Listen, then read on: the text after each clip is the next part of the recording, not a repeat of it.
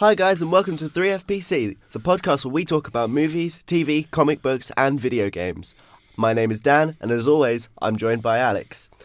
Tom is not with us this week and may not be back for a while. Do not worry though, he will in fact be back. And for those fans of Tom, we've taken the liberty of getting his opinion on all the conversation topics of today. Right guys, like Dan said, I'm Alex. We're going to kick things off with the news, and so first bit of news of the week is something I'm very, very excited about, and that's we got a new 5-minute long trailer for the Flash series starring Grant Gustin, or however you say his name, on the CW, which is in the same universe as Arrow, in which he was introduced. And the trailer looks awesome. It looks amazing. The costume is good. I like it. Like, there are some things I don't quite get about it, such as the eyes I didn't quite like, but they're very hard to get right in translation from the comic books. But I'm still trying to figure out who half the actors are because I haven't looked them up.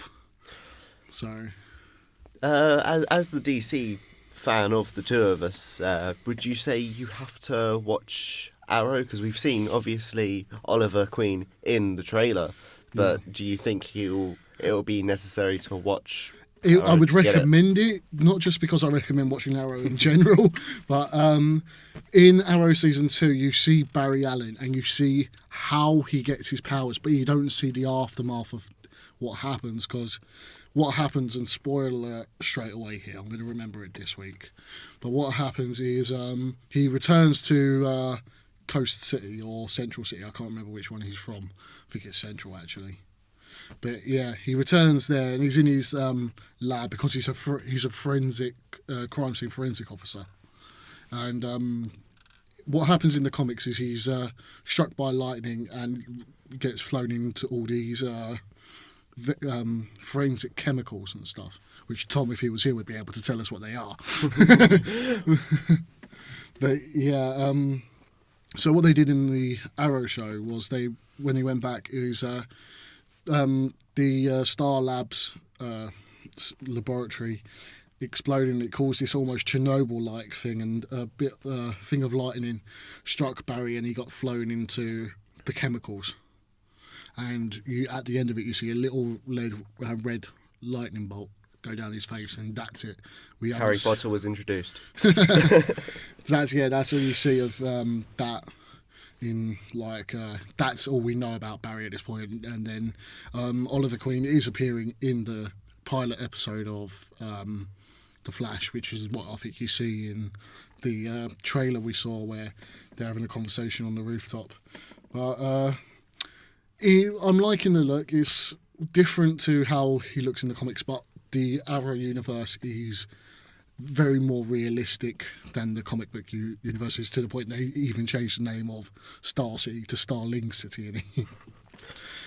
I have to say, I like the fact that they've already got that cameo from Oliver Queen, because obviously there's a big difference between every series, and there's always something you look forward to in these kind of comic book worlds, is you want there to be cameos.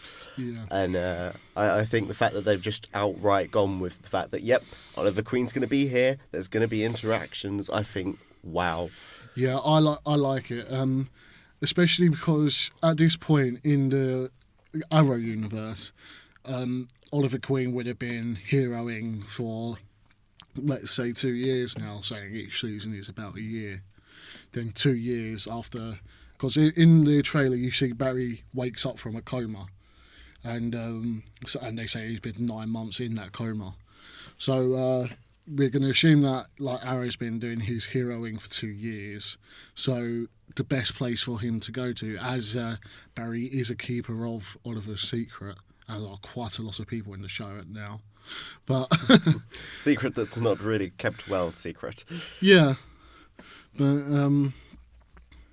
yeah, I can't really remember what I was going to say there. Well, do you think we could be seeing other comic book heroes introduced in this way? I'm hoping so. There's been rumours for months and months that Nightwing was going to make an appearance in Arrow. Now that would be amazing. That's my thing, because that Nightwing is one of my favourite, if not my favourite, DC characters. Between him and Green Arrow and the Flash, actually, all three combined in one show, that'd be enough for me. I could die happy there. Just seeing those three together. I just think if they kind of cross everything in that way, it would be so intricate, like amazingly intricate, and just such a thrill to watch, because then you'll have this kind of, each time a new one's introduced, you have a branch off, and then that's more stuff to watch. However, obviously, it does mean that you've got to watch that, and then before you can watch that, you have to watch the one before it, and so that could be a problem. But I would be willing for that to happen. I don't want there to be loads of spin-offs. I just want little cameos and like episodes where they cross paths and stuff like that. I wouldn't class it as a spin-off. I mean, I'd just say it was kind of like almost like a cameo before they've even appeared. Yeah, I get they are all obviously heroes in their own right, and they have their own shows anyway. But I don't know. I think it'd be a nice touch. Yeah. Well, along with the trailer on comicbookmovie.com, who we are unofficially promoting here because, well, they've got their own podcast who promote for them. But there was an article, and it had a load of GIFs or GIFs, bearing in mind whatever you call them, which were behind the scenes footage of them filming The Flash. So Grant Gustin on a treadmill in front of a green screen and stuff like that. Not that interesting, but it was quite a fun little thing to see. It's definitely something that's worth looking at if you like that sort of behind the scenes. Yeah, it's only like you only need to spend about 2 minutes looking at it in total. I think there was about maybe 12 individual GIFs, and got a look at the costumes and just how they're doing it. And if you actually go on YouTube, there are some people who have filmed some behind the scenes of them filming it, and like them just running and jumping over the steps, which you see in the trailer for like a split second.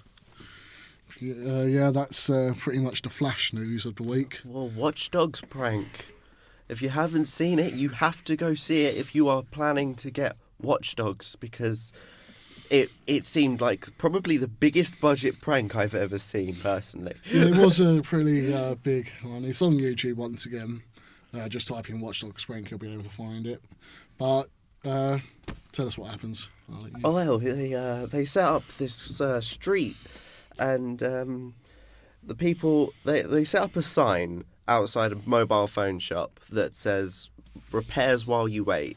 And obviously you're always going to get, in a busy high street, people coming in and out of stores, and they show you, I don't know, I suppose it would be a handful of people that actually fell for this. Yeah, I think there was probably about 5 people or so in that video. Yeah, about 5, but I'm pretty sure there probably was more over the course of the day that went bullshit. But no, what happened was the bloke gave them a free app, inverted commas there, that gave them control over not only lights inside the store, but the street lights, the traffic lights. Cars. He could unlock cars, and these people seem to be very highly unaware that this was all planned. I mean, that would have been the first thing I thought of as bullshit detector is going off the charts. Well, what are you trying to sell me? What I liked is you saw a quick glimpse of what the app was, and that was all it was a giant hack button in the Watch Dogs kind of blue colour. Yeah. And like the bloke started out in the shop, he showed them how to turn the lights off in the building. Then he walked out, he was like, oh, look at this, point at the traffic lights and it sparks, and then he opens a car, and then they're just walking down the street, and he's just like, he uses an ATM, all this money comes out, and all these extras dive in and take the money. I think what I found brilliant about that was the fact that obviously the non-actor didn't dive in and jump for the money. They were just so kind of stunned by what had gone on. I mean, my first reaction had been like, oh my god, free money, yay! Sorry if that just popped there. I accidentally kicked the mic stand. So, yeah, sorry about that. Something for you to edit later. Yeah, the best part for me was one of the men was Right, well, what happens at the end, two policemen show up at the end after the hack button malfunctions and everything turns off. Like, it all blacks out. The police turn up afterwards, and they're like, do you think this is a game? And then the policeman shows him his phone back, and it's just a little, if you like this, make sure to buy Watch Dogs on the 27th of May. But there's one man on there, and he's an Asian man. And when the cops turn up, they're like, they're starting to talk to him. And he goes from being able to speak perfect English to no English at all to try and get out of it. And it's hilarious to watch. I don't think I want to make further comments on that part. I'm scared of what might come out. It was just funny because you could tell he was scared about what could have happened if this was real. So he played the I'm not from here card. I would have done it. I've learnt a bit of British Sign Language. I would have just pretended that I couldn't hear him. Been like, what? But yeah, that's up on YouTube for quite a few people. We may put a link in the YouTube description. Most of the stuff we've got here is on YouTube. I think we probably should put a description in, if anything. Yeah. Well, let's say description, a link in the description bar. Yeah. That's for the YouTube video only, because I don't think we can do that on SoundCloud. If we can do that on SoundCloud, we'll find a way to do it. But if we can't, well, we'll find a way of putting a link somewhere. But Twitter. Yep. Join the Twitter page, people. Yeah, we'll be promoting that more towards the end. Okay. It's easy. It's easier at the end because it's the last thing people hear. But, right, let's move on to some. We got two bits of news from Hugh Jackman, aka the Wolverine, from the X-Men franchise. In case you've been living under a rock and didn't know that. But you're right. Sunlight's so pretty. But yeah, Hugh Jackman a couple of weeks ago was saying that he had one or two Wolverine films left in him. He felt it was getting a bit too old for the part and he wanted to leave it. And then, which made me very upset because I love Hugh Jackman. But yes, he is getting old, and I imagine at his age, holding that kind of physique cannot be easy. Yeah, surely he must be struggling with old man gut by now. Yeah. I'm 21 years old and I'm struggling with old man gut, I think. But, yeah, I would be sad to see him leave the role, but at the same time I would understand it. It makes me wonder if they would just replace him or scrap the There's a whole whole thing of replace or reboot, because some people have said that it could be like a James Bond thing, or the fact they'll just kind of write him out the stories and then he'll come back in a couple of years as a younger, newer person who kind of thing. Hey, they could always mix in a bit of Doctor Who type stuff. He just gets his whole entire body burned off and heals a new one. No, you mentioned Doctor Who. No. But yeah, no. But he saw the new X-Men: Days of Future Past, which we are seeing tomorrow on Thursday, the 22nd at 2:30 p.m. So next week's episode will be a review of the Days of Future Past. If you're a viewer in Southsea and you see us there, come give us a shout. Yeah. I don't know how you recognise us, but come give us a shout. You'll recognise the voice. I mean, not many people sound as stupid as I do. Yeah, and after seeing the Days of Future Past film, he sat there and he said he's actually considering staying on for a bit longer if there's a call for him, which there always will be a call for a Hugh Jackman Wolverine until he turns about 60 and can't move. We've decided that the man who keeps himself very fit and healthy is going to stop moving at 60. Well, it could happen. Well, I'm screwed then. Actually, another little bit of Hugh Jackman news which you didn't know is he got skin cancer again recently. He went to surgery and removed it from just below his nose, and he's told everyone to start wearing sunscreen. I didn't realise he got skin cancer in the first place. Nor did I just heard it again, and yeah, so listen to the man. If you're in a nice hot country, listen to it, wear sunscreen, especially if you want to play Wolverine one day. If you're in England, you probably really don't need to worry about it because we get sun once a year. Yeah. And if you're in Ireland, what the fuck is a sun? There are people in Scotland and Wales right now going, I've heard of this thing, but I don't think I've ever seen it.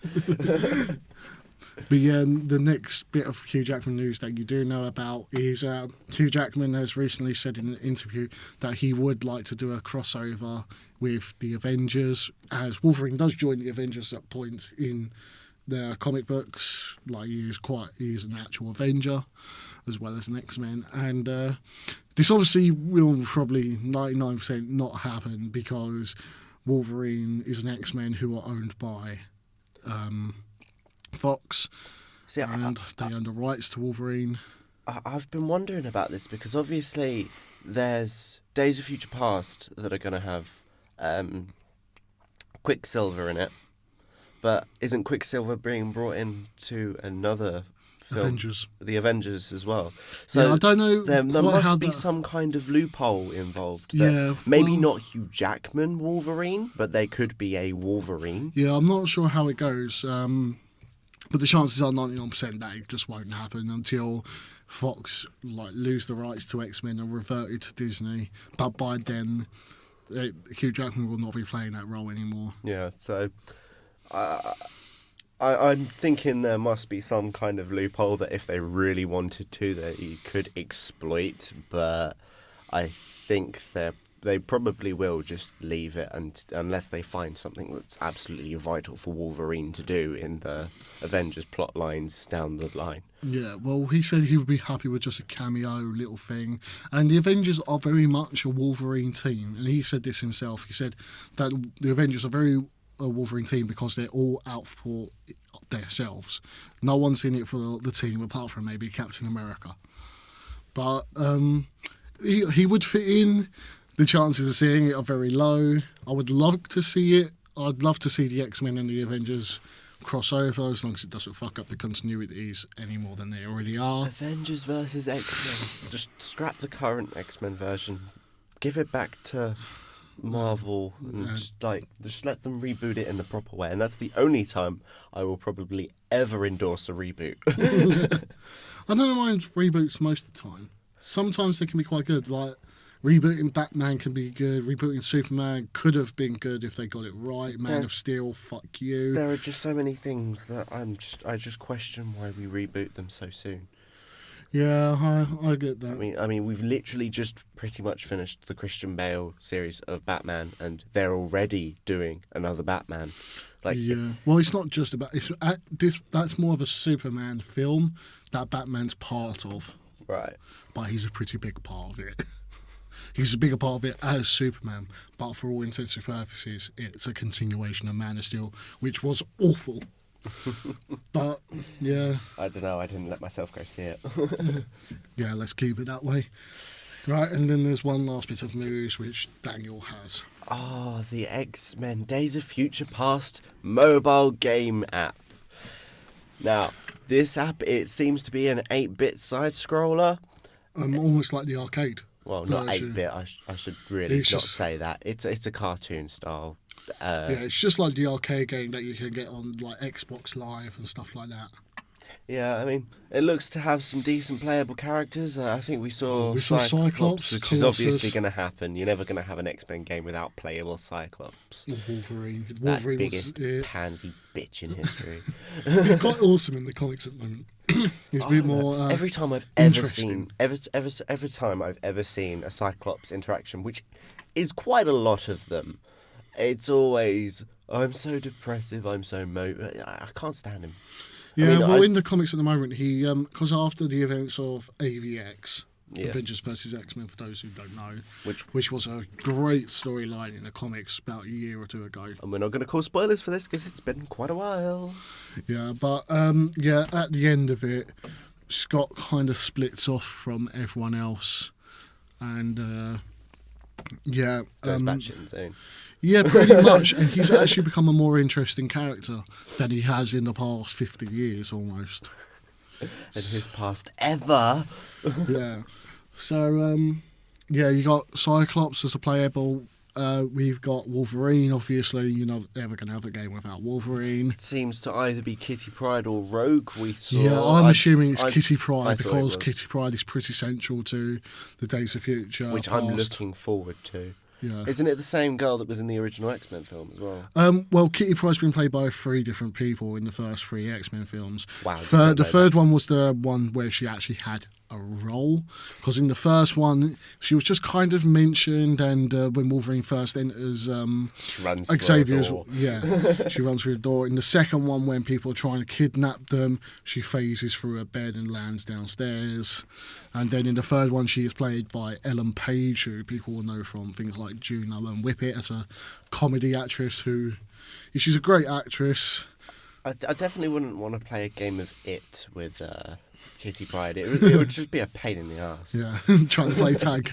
Not unless I could break down walls, then I might be able to stand some form of chance. Yeah, I'm assuming it's Kitty Pryde in the game just because she's pretty central to the original Days of Future Past storyline, and as is she going to be in the film. Because in the comic book, which you've actually got with us, as our little bit of research, is my personal copy, which is awesome.